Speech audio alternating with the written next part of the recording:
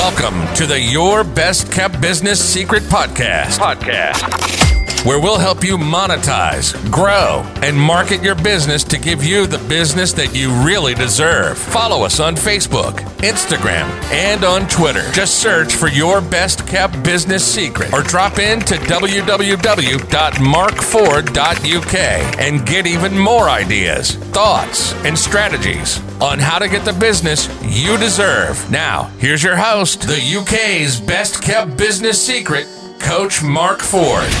Welcome to Your Best Kept Business Secret podcast, available on Facebook video, YouTube video, iTunes, Spotify, and various other places. I leave it like I seem to leave umbrellas in pubs. Seriously, 3 in the last damn week. Now, thank you for taking part, as I know, and I mean I really do know how much stuff is already out there. So you taking time to spend with me, I am truly grateful. And if you like what you see and hear, please drop me a like and a subscribe, and I will be your best mate forever. Now, in this podcast, I'm going to tackle a subject that you really need to know, and it will make your business work. You see, you are probably brilliant at what you do. You are probably brilliant at how you do it, but I am guessing you could do with more customers and clients. So I am going to show you the 16 things that you need to do, and I mean really need to do to get those bums on seats or people through your doors. And if you do them, you'll quickly elevate you and your business faster than a broken lift with no brakes in the shard. Right, that's the intro bit. Roll the sting.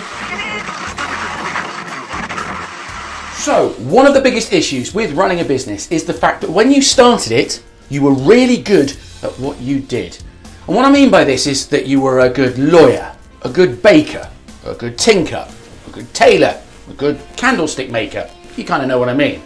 You were a good doer, yeah? And you decided to go on your own. Maybe you were made redundant. Maybe you wanted a lifestyle change. Or maybe you just knew that you could just do it better than the idiots you were working with. Well, ladies and gents, what no one ever taught you, showed you, or in some cases even mentioned to you, was that one of the key components of making your business actually work. It's the number one thing you need to think about every single day you get up and go to your business. It is marketing.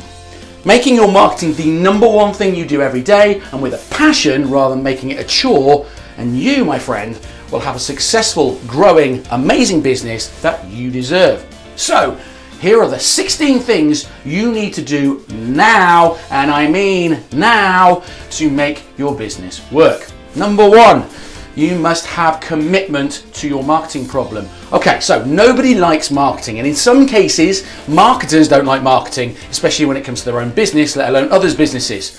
Most business owners spend most of their time doing the job or looking at their bank balance, obsessing over the bank account rightly or wrongly, but actually having a genuine, all-in, passionate commitment to your marketing will immediately lift the visibility of your business and raise your game personally. Look, I don't want to get into you go and do a marketing degree. Hell, most of the marketers that I know don't even have a protractor, let alone a degree. They just found themselves kind of in marketing. So if you don't know about marketing, get yourself a book. Get yourself the Dummy's Guide to Marketing and learn about it, because it leads me onto my next point really nicely. Number 2. Think of that marketing program as an investment. It's an investment in the business. It's an investment in you. How much currently does each customer and client cost you to get their bum on a seat or walking through your door? See, the trick of marketing is to get as many people to buy your products and services at the lowest possible cost to you. Simple, right? Yeah? Well, it can be, but it does.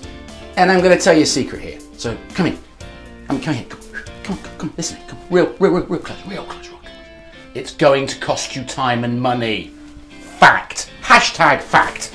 No silver bullets, no freaking magic wand. Things will work, things won't work. It takes time for things to work, and it takes time to make things work. It takes money to invest in you and the marketing. It takes money to make things work. Number 3. See to it that your program is consistent. You see, one day on, one day off is not good enough. 1 week on, 1 week off is not good enough. 2 weeks on, 2 weeks off is not good enough. You need to market your business 24/7, 365. It is a 24/7, 365 world in which we live. So marketing isn't just about business cards, leaflets, social media and expos. It's about representing your business all the time that you are in public. Would I pay a lawyer to get me a divorce if they posted about themselves falling out of nightclubs every single night with a cone on their head? I might, but probably not. So make sure your marketing is consistent across every platform, online and offline. Remember, you are being watched. Number 4, make your prospects confident in your firm. So I just mentioned lawyers, but what messages can make people confident in you? What have you done that will help your customers and clients solve their problems? What service level agreements can you give your customers, which means that they can buy from you with real confidence? And how can you prove it? Think testimonials, social proof and videos. Don't be shy. If people have said nice things about you, tell the world. Number 5, you must be patient in order to keep a commitment. Almost the same as number 2, but now you've started doing it, don't let it slip. Mark time in your diary for marketing and networking and make that commitment today. You see, if it ain't in the diary, it don't get done. So stop the podcast, stop it right now, go grab your diary, and if you're doing nothing, put 30 minutes of marketing activity into your day and every single day now. Number 6, you must see that marketing is an assortment of weapons. The thing about marketing is that there are some rules and some barriers. According to John Craven, we are subjected to around about 5,000 marketing messages by midday every day. 5,000? That is mind-blowing, I know, right? So if all you do is just post leaflets, it ain't going to work. If you just go networking, it ain't going to work. If you just post on Instagram, I am so afraid it ain't going to work. There should be at least 4 pillars to your marketing, all working together, telling the same story and messages across all the platforms, online and offline. You see, you don't go into battle just armed with a shotgun or just a tank. You're not going to be able to hit the big targets with a shotgun or the little targets with a tank, so why would you do it? So you go into marketing battles with an assortment of ways to reach your ideal customers and clients. Remember, that is online and offline marketing. And just remember this, you never turn up to a gun battle with just a sword. Number 7, you must know that profits come subsequent to the sale. Now remember what I said earlier? No? Well, pay damn attention. You see, profit comes after the sale, and that should always include your marketing spend. Every single customer or client costs your business money to get their bum on a seat or through a door. So when everything is totted up, that's the profit that you look at.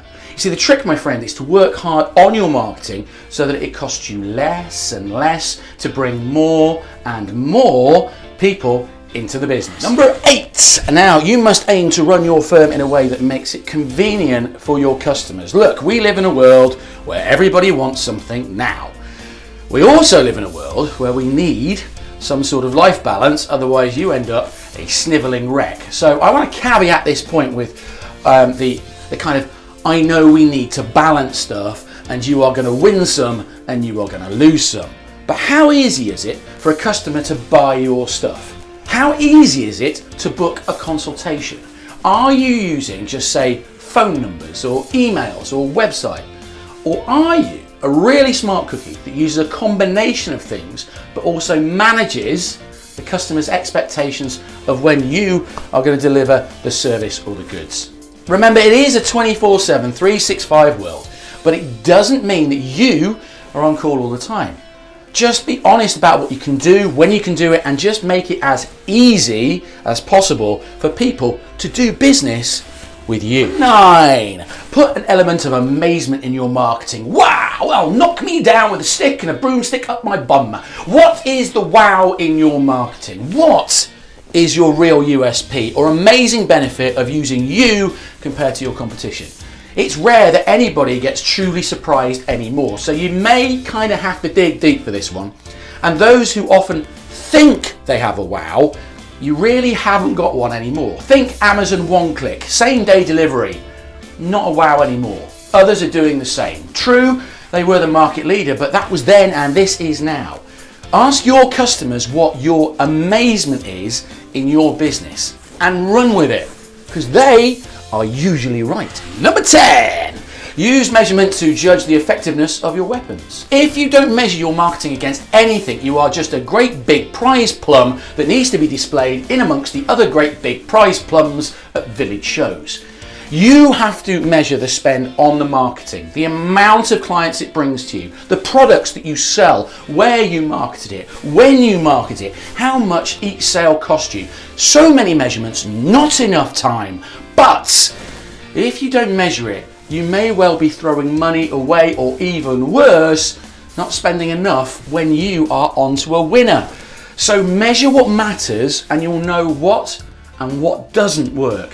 Stop doing the crap and start doing more of what works. Number 11.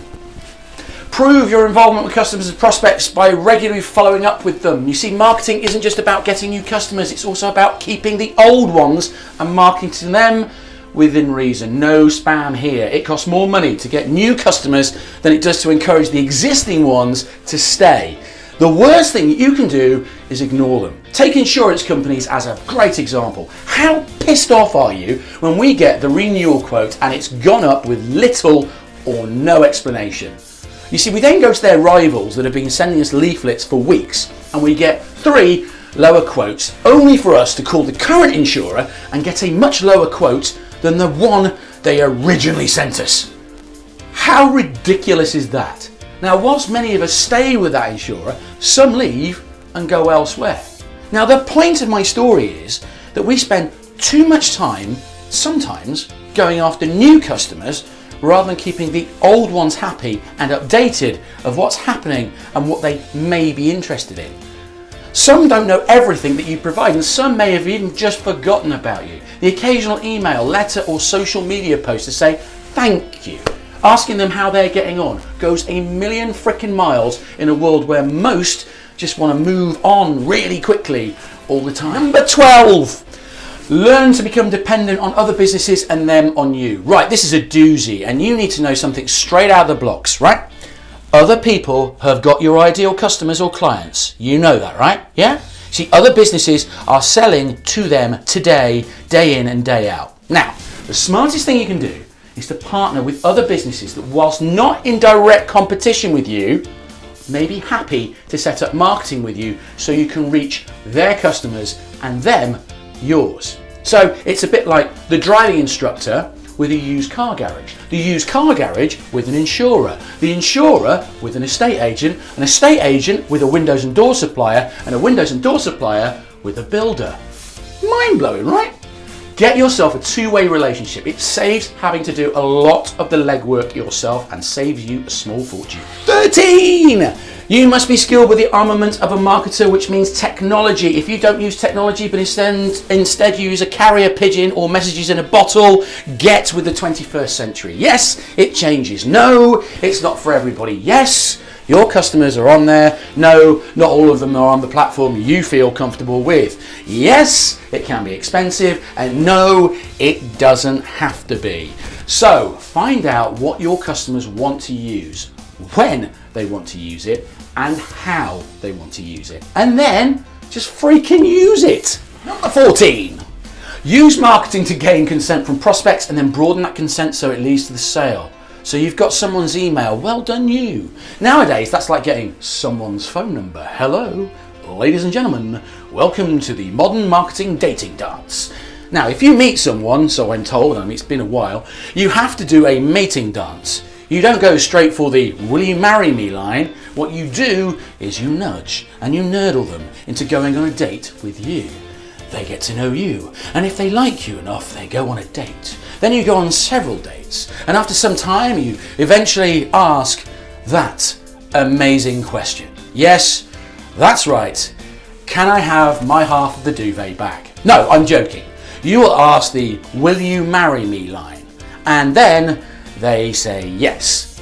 All throughout the dating scenario, you are given more and more of you away for free until eventually they bite into you and have you to have and to hold from this day forward until they bugger off with a local chef in your local pub. Well, I think I'm joking about that last one, but maybe not. What I'm trying to say is that you can entice your new customers by offering them little nuggets of expert gold to entice them to choose you without being all salesy. You see, it's called education selling. You are educating while subtly, and I mean subtly, selling you and your services. I wonder what this podcast is. Number 15, sell the content of your offering rather than style. Sell the steak and the sizzle because people are too sophisticated to merely buy the sizzle. Businesses are problem solvers. Every business ever created is a problem solver. You, my friend, solve problems. So tell your customers in your marketing what problems you solve, what might happen if they don't solve them, how you solve them, and what life will look like if they use you and your products and their services. Then sell the steak. Unless you're a vegan, then sell an onion or an aubergine or something. 16! That's ridiculous. After you've got a fully fledged marketing program, work to augment it rather than rest on your laurels. I used to work in an industry, right, where they used to fill up their diary and they switched off their marketing and stopped it. Stupid. Just freaking stupid. Then they switched it back on when their diaries were empty again, at which point it took them weeks to get back up to speed and they lost money, only to fill it up again, and then they switched it off again, which was even stupider than the first time. You see, here's the marketing thing, right? Marketing is constantly evolving. What works today may not work tomorrow, next week, next month, or even next year. Always keep tinkering. Always keep trying to improve the good, get rid of the crap. Remember this saying, in business and in marketing, right? You may be on the right road, but if you stand still long enough, you're going to get run over. And that is it for this episode of the Your Best Kept Business Secret podcast. I hope you've got something out of it. And don't be afraid to leave some feedback or some comments on the appropriate platform. I genuinely, and I mean this, I love listening to what you guys are up to and how I can help you get the business that you deserve faster and with a few more quid in your pocket. Subscribe, like, love and share. I am Marc Ford. I am your best kept business secret and I will see you on the other side.